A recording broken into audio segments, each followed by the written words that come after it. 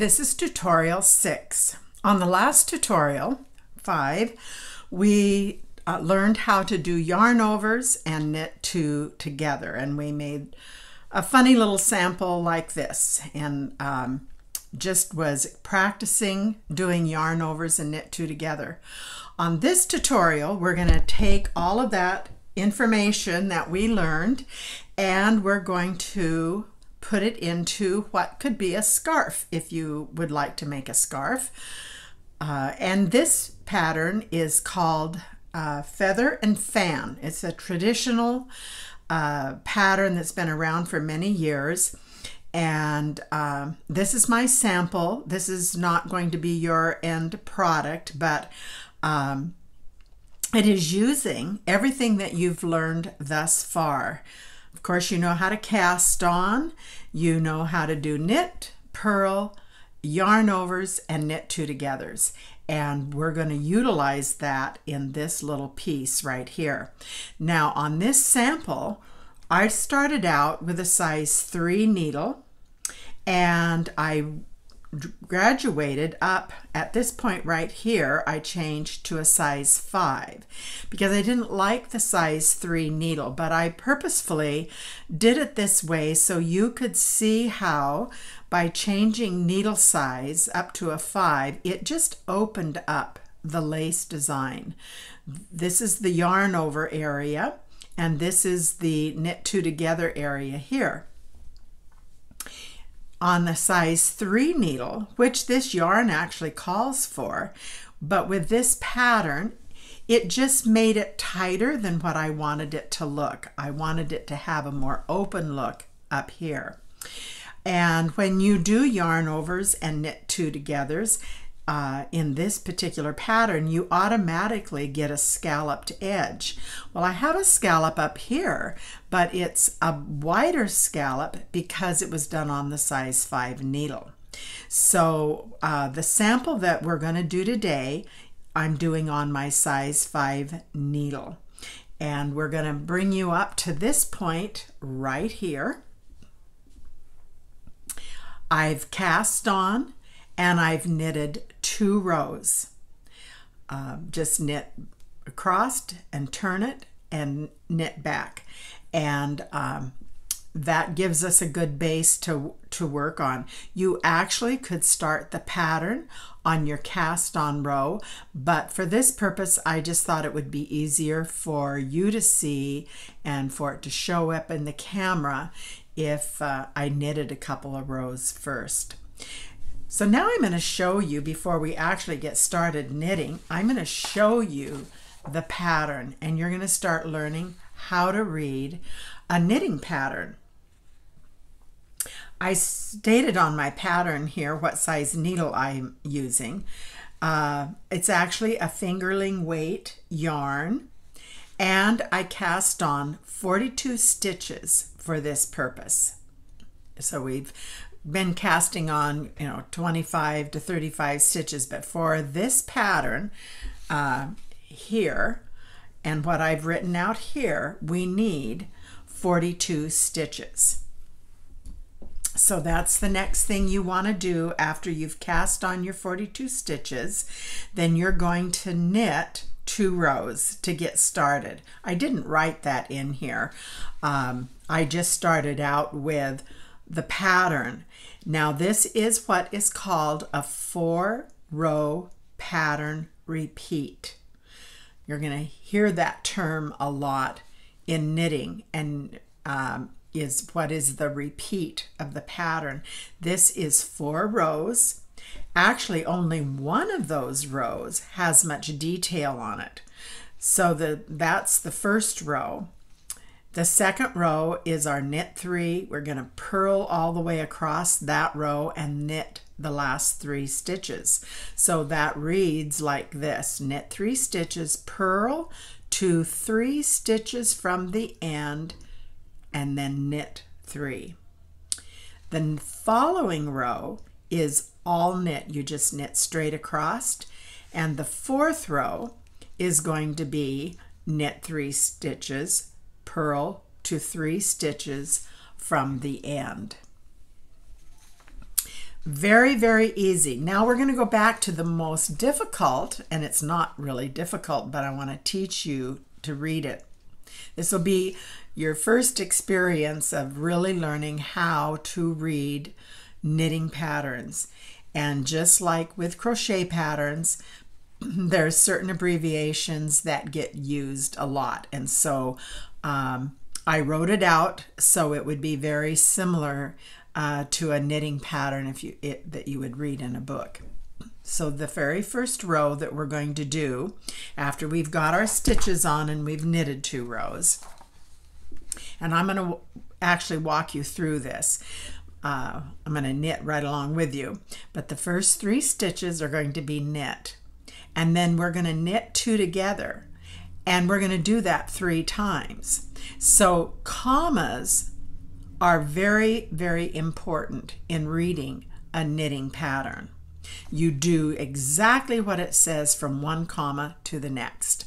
So we've knit 3, there's a comma, we're going to change what we do on that row, which is now knit 2 together, and we're going to knit 2 together 3 times.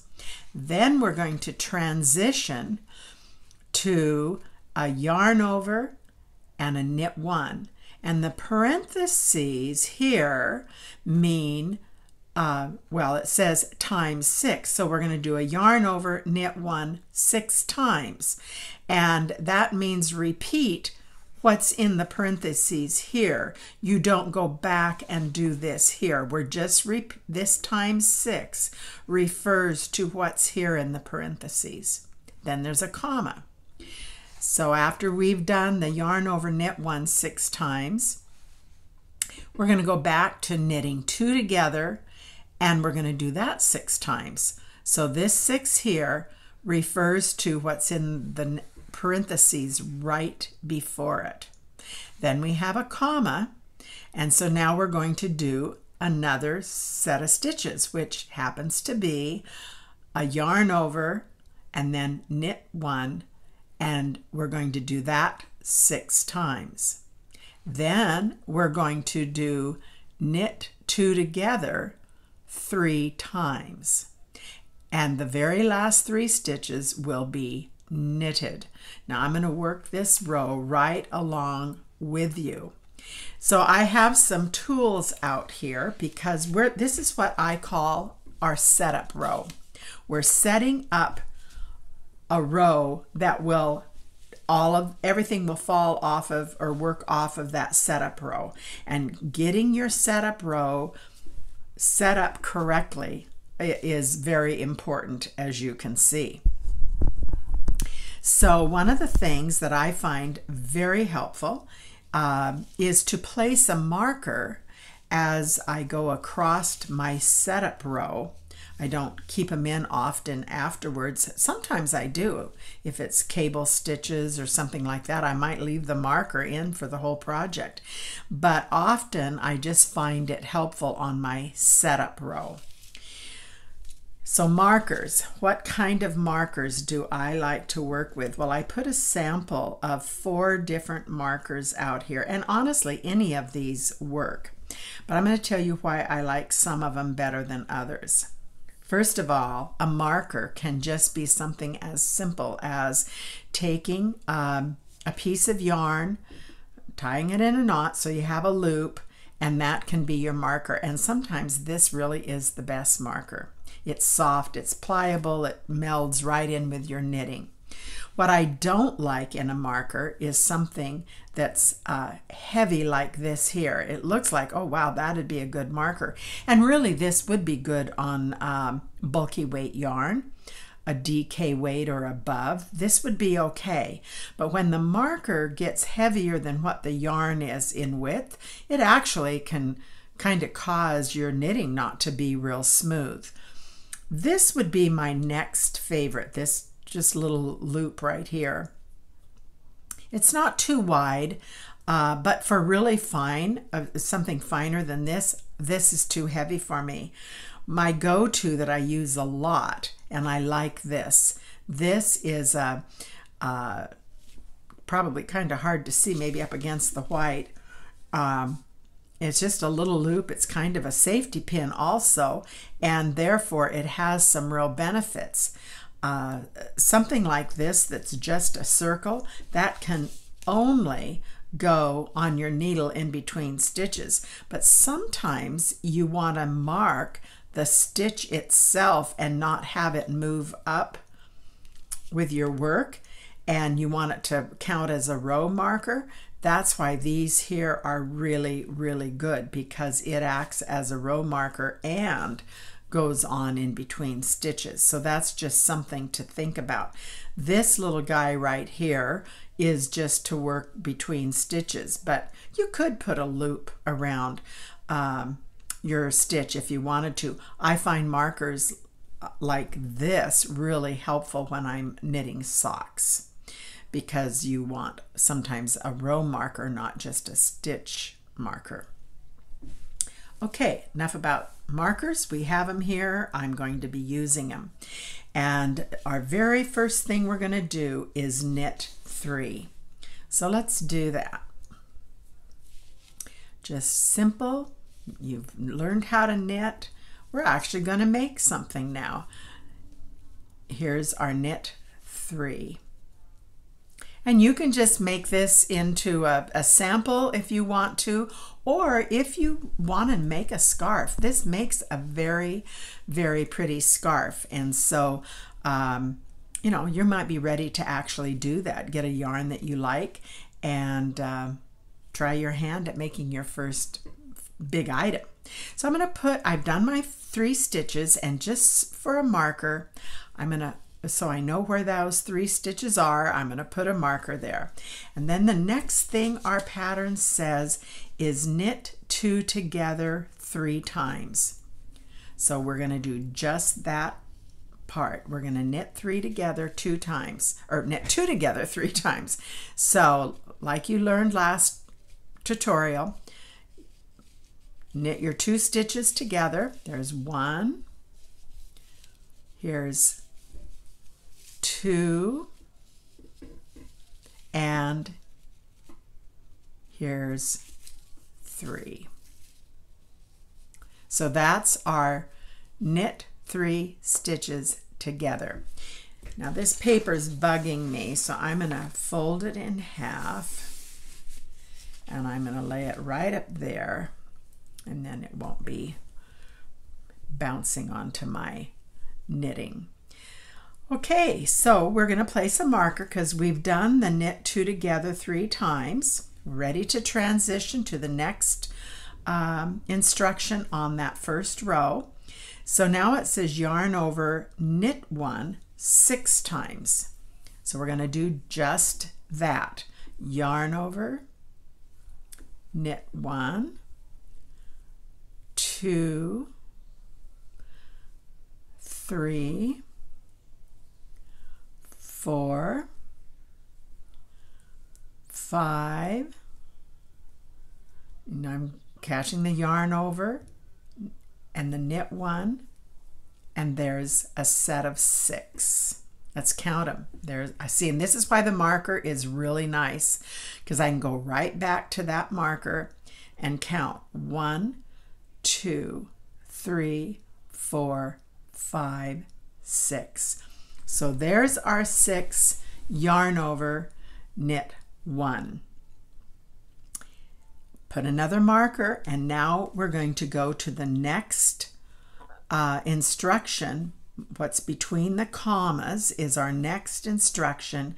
Knit 2 together 6 times. So we're going to do the knit 2 together 6 times. So here's 1,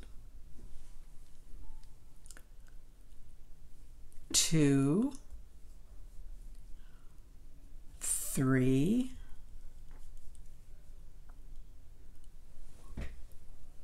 4,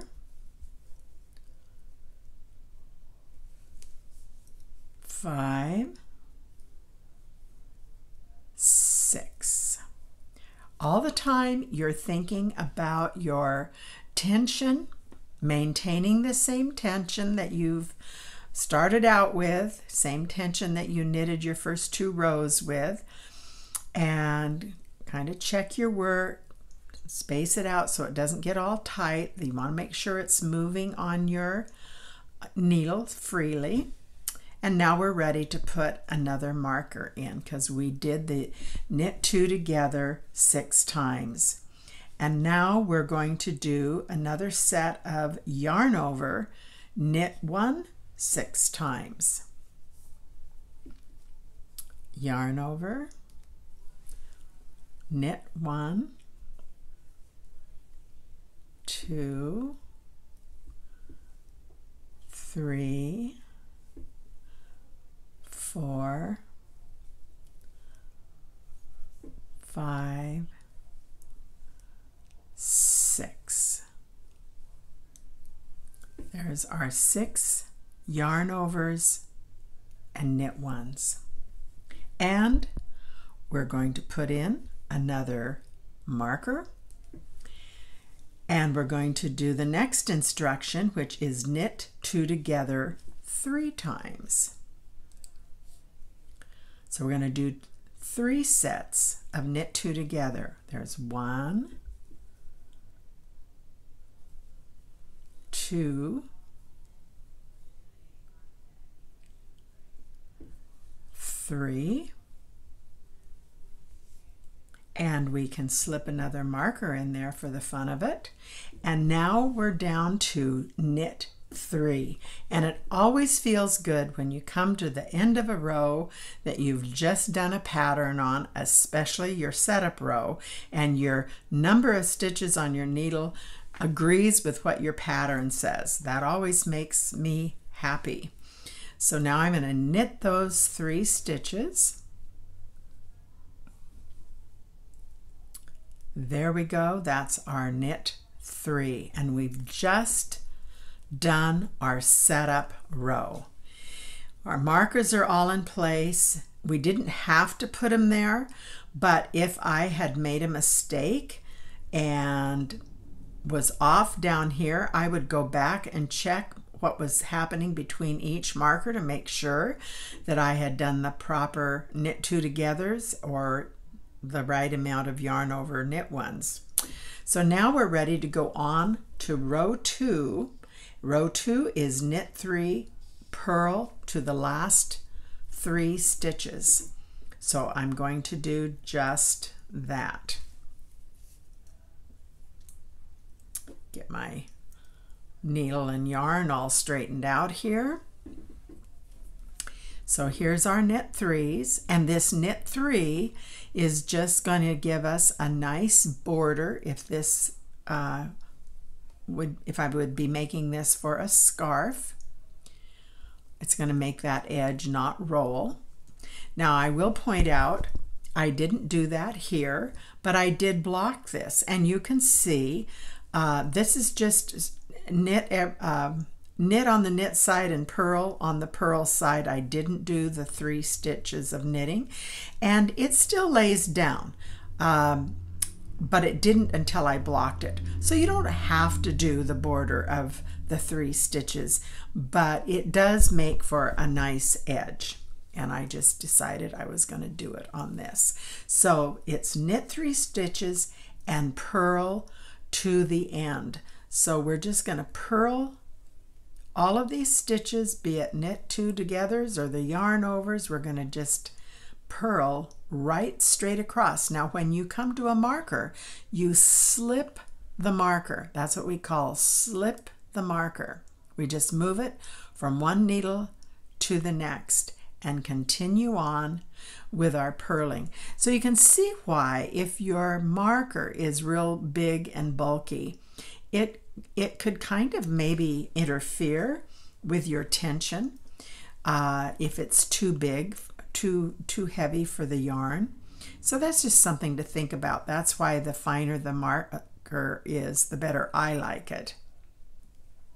We're just going to purl right up to the next marker. Careful you don't drop a stitch. Don't be in too hurry.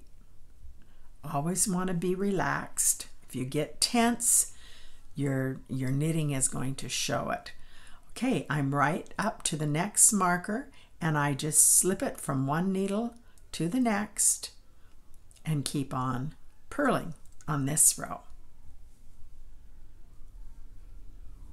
This is pretty simple. This is a great pattern for you to work with because really only one row do you have to follow the directions.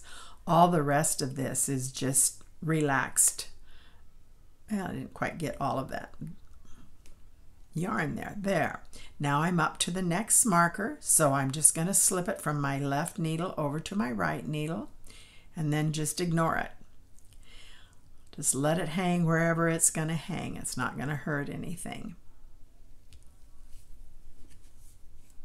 So we're looking to knit right up, or purl actually, right up to the next marker.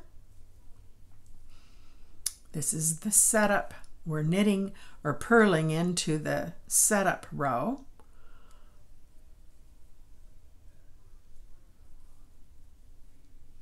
And I'm almost to the next marker. We're going to slip it from the left needle to the right needle, purl up to the last marker, slip it, and now we are on, we knitted right, or purled right up to the 3 stitches from the end, and we're going to knit those. Now there are several ways that could have been said. I could have said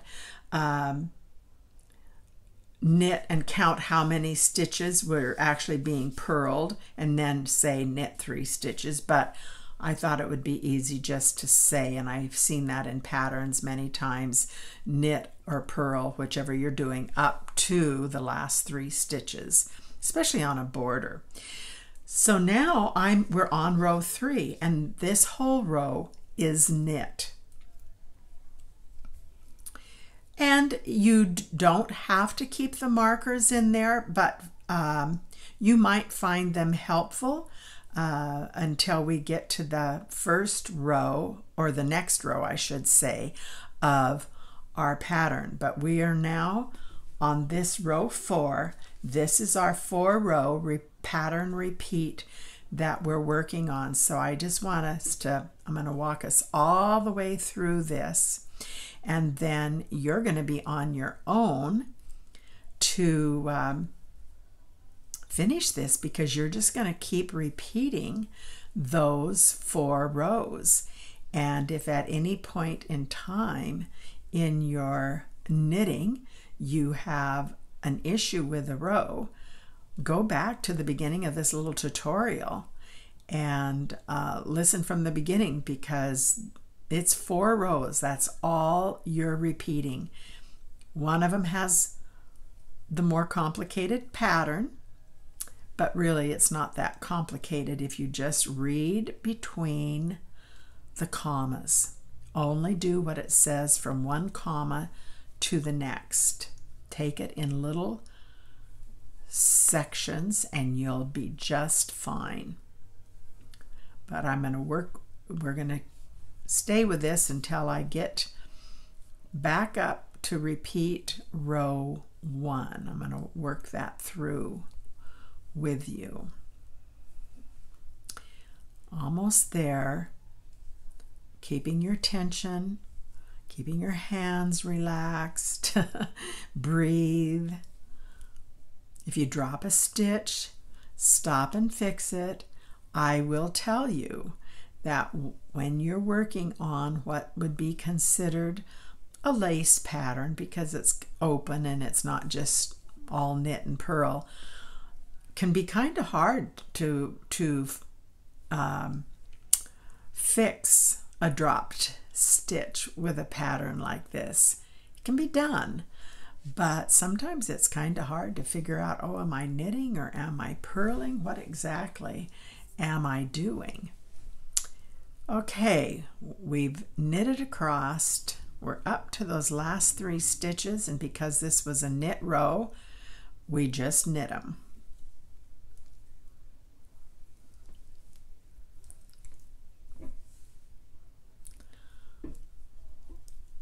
Okay, now we're on the last. I had said we were on the last row. Well, that was a knit row, row 3. Now we're going to do row 4. I hope I didn't confuse you there. Now we're going to purl across, but our first 3 stitches are knit 3. So here's our knit 3.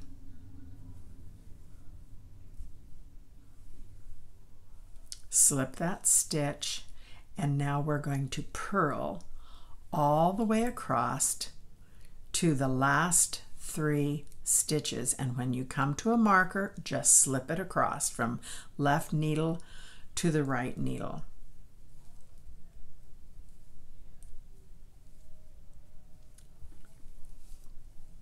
This is when you can spend time thinking about, oh, what do I need to do? Does my house need to be cleaned?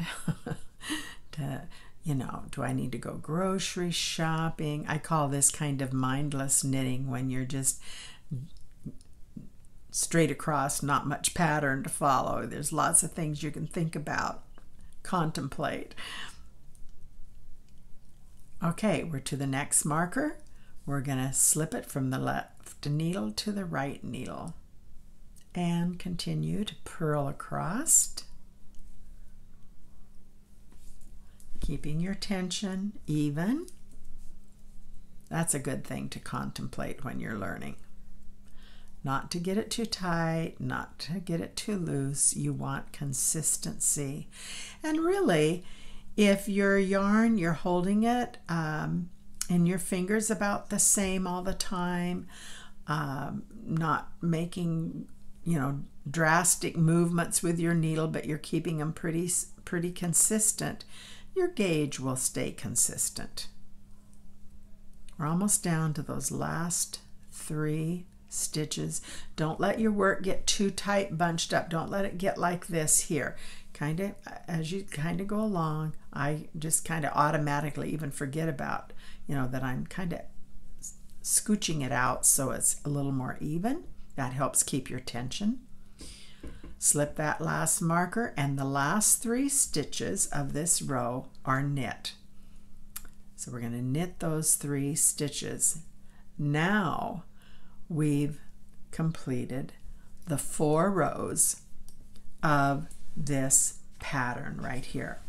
And we're just going to continue to repeat these 4 rows until you get whatever you're doing. If you're making a scarf, you quit knitting when it's long enough, whatever makes you happy.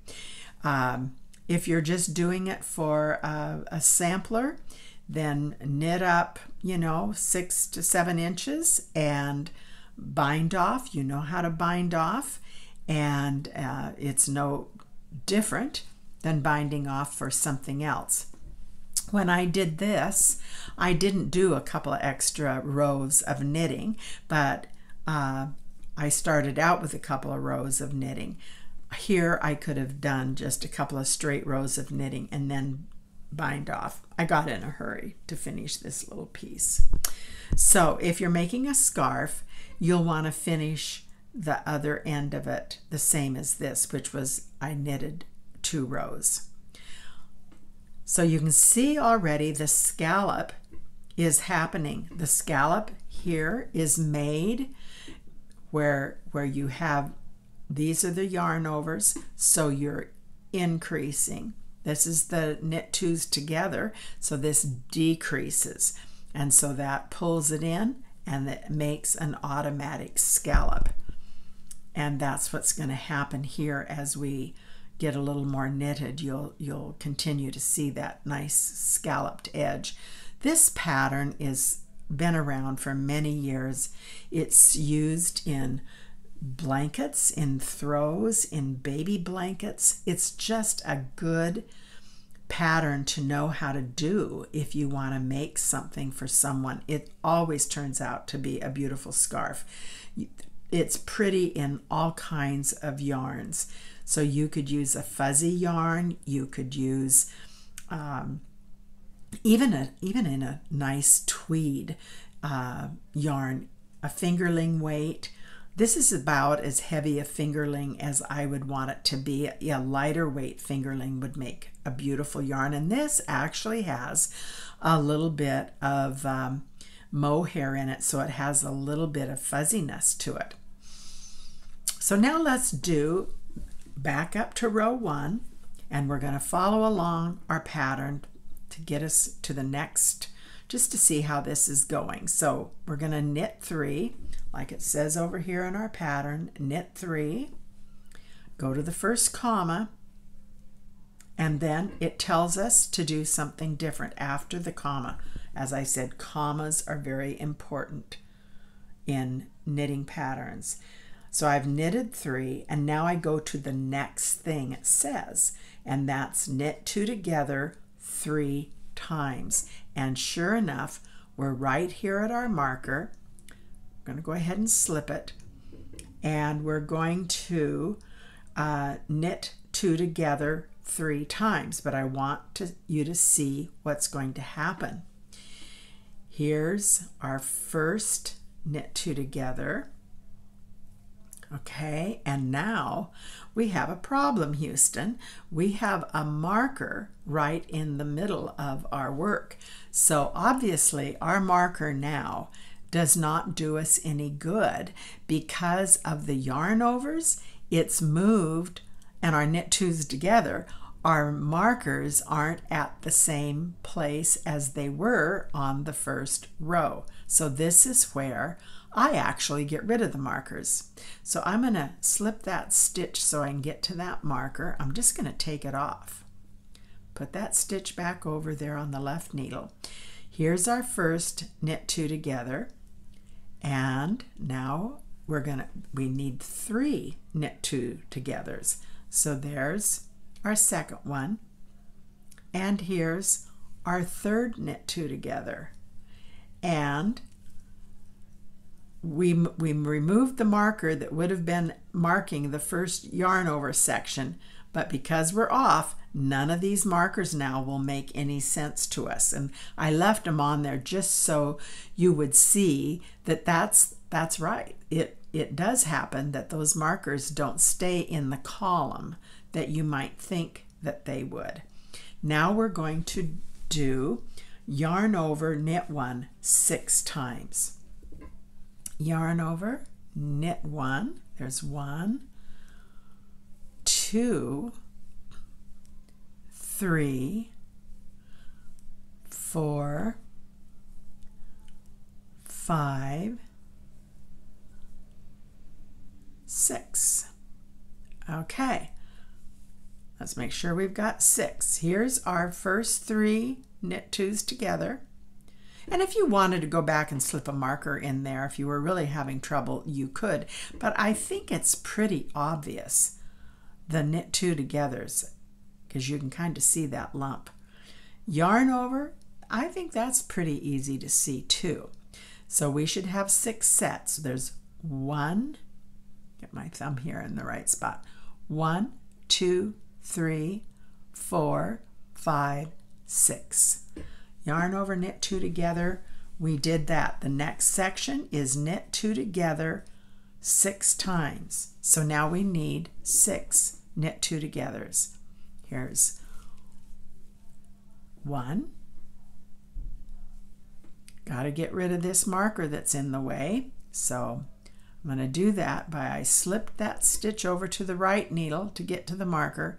Now I'm going to put it back over on my left needle. Here's my first knit 2 together. Here's the second. 3, 4.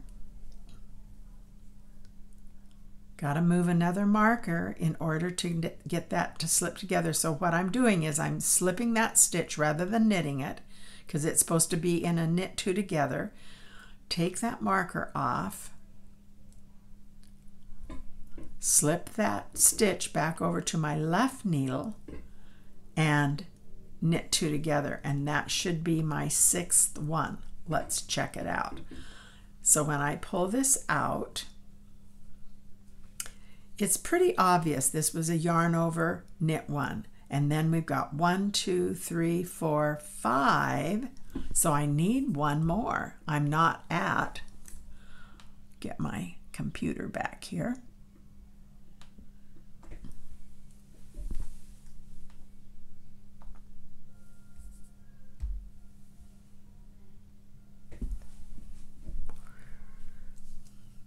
Let's count that again. It's my yarn over, knit one, and I need 6, knit 2 together. 1, 2, 3, 4, 5. I need one more. Okay, there's 6, knit 2 together. And now we are down here. There was the comma, so we changed to the next thing in line on our instruction, and it's a yarn over, knit 1 6 times. So here's our yarn over, knit 1, 2, 3, 4, 5, 6.